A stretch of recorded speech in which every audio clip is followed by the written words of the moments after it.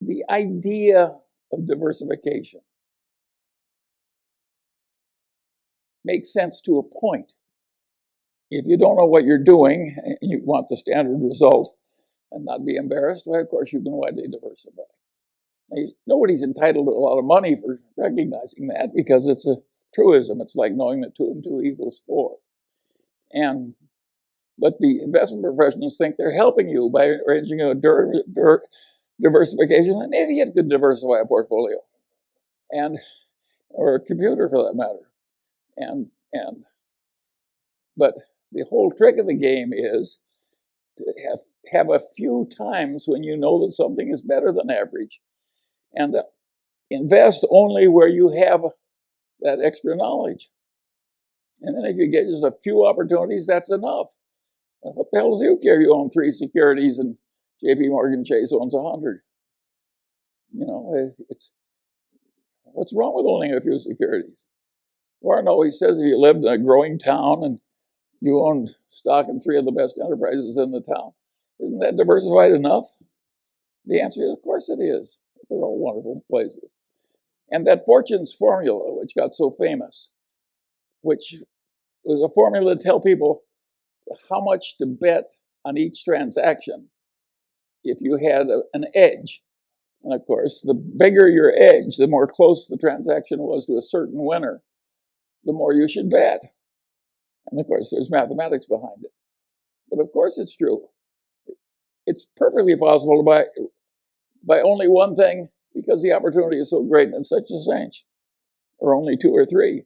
So the whole idea of diversification, when you're looking for excellence, is totally ridiculous. It doesn't work.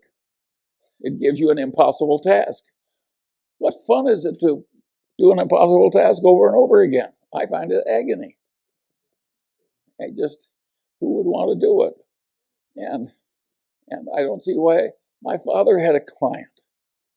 He was a lawyer in Omaha. He had a client whose husband had a little soap company.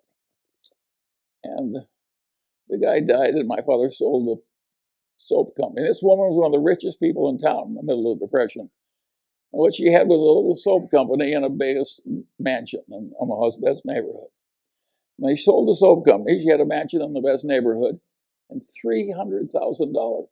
But $300,000 in 1930-something was an incredible amount of money. A little hamburger was a nickel, a big hamburger was a dime, and the all-you-can-eat cafe in Omaha would feed you all you needed to stay alive for 2 bits a day. I mean, $300,000. Well, she didn't hire an investment counselor. She didn't do anything. She's a wonderful old woman. And she just took that and she divided it into 5 chunks. And she bought 5 stocks. I remember 3 of them because I probated her estate. And it was, one was General Electric, one was Dow, one was DuPont. I forget the other 2. And then she never changed those stocks. She never paid any advisor. She never did anything. And she bought some municipal bonds. She never spent her income. And she bought some municipal bonds from time to time and by the time she died in the 50s, she had $1.5 million. No costs, no expenses. I said, how did you decide to do that?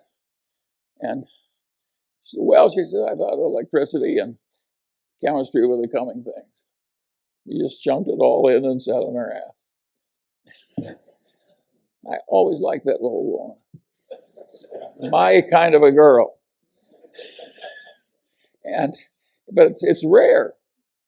But if you stop to think about it, think of all the expense and palaver that she didn't have to listen to, and all the trouble she avoided, 0 costs. And of course, what people don't realize, because they're so mathematically illiterate, is if you make 5% and pay 2 of it to your advisors, you're not losing 40% of your future. You're losing 90%.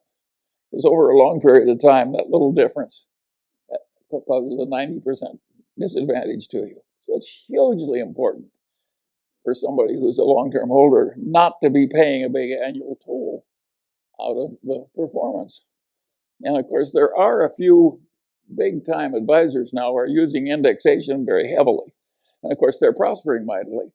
And of course, every time they get somebody, it's just agony for the rest of the investment counseling business.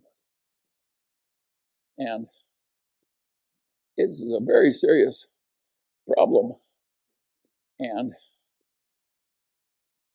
I think these people who are used to winning as old-time value investors who are now just quitting the profession, that's a very understandable thing to do. I regard it as more noble than staying in with, playing along with the denial. It's an interesting problem.